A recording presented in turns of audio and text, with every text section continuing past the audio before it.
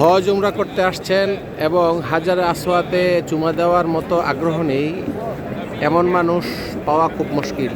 সে যে বয়সী হোক, হাজারে আসওয়াদে চুমা দেওয়ার সর্বোত্তম পদ্ধতি হলো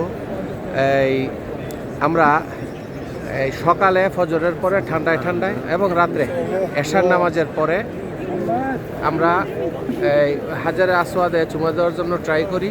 এশার নামাজের 1.5 থেকে 2 ঘন্টা পরে যদি ট্রাই করা হয় তাহলে হাজারে আসওয়াদে যাওয়া খুব সহজ হয়। এবং হাজারে আসওয়াদ যাওয়ার জন্য সর্বোত্তম পদ্ধতি হলো এই যে আমার সামনে যেই দরজাটা দেখা যাচ্ছে, এটা হলো বাইতুল্লাহর দরজা। এই বাইতুল্লাহর দরজায় সর্বপ্রথম ধরার চেষ্টা করা হোক।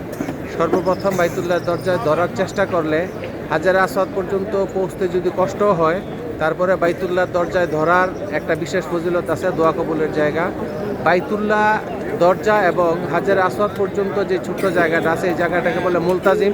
প্রথমে বাইতুল্লাহর দরজায় ধরে তারপরে আমরা মুলতাজিমে আসব। মুলতাজিমে এসে কিছুক্ষণ অবস্থান করব এবং সেখানেও দোয়া কবুলের জায়গা।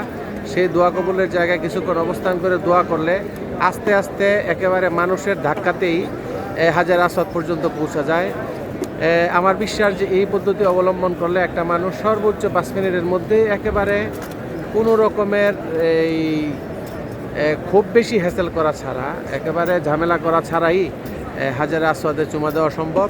তা যদি হাজারে আসওয়াদ পর্যন্ত পৌঁছতে সমস্যাও হয়, তারপরেও 2টা বরকতপূর্ণ জায়গা অর্থাৎ বাইতুল্লাহর দরজা এবং মুলতাজিমের মধ্যে দোয়া কবুলের জায়গায় দোয়া করা হয়ে যায়।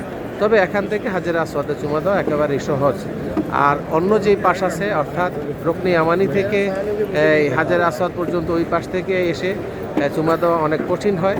সেই জন্য ওই পাশ এড়িয়ে আমরা আমাদের এই যে আমার সামনে ক্যামেরার সামনে যে পাশটা আছে বাইতুল্লাহর দরজার পাশ, মাকামে ইব্রাহিম যেই জায়গায় আছে সেই জায়গা দিয়ে ট্রাই করা খুবই সহজ।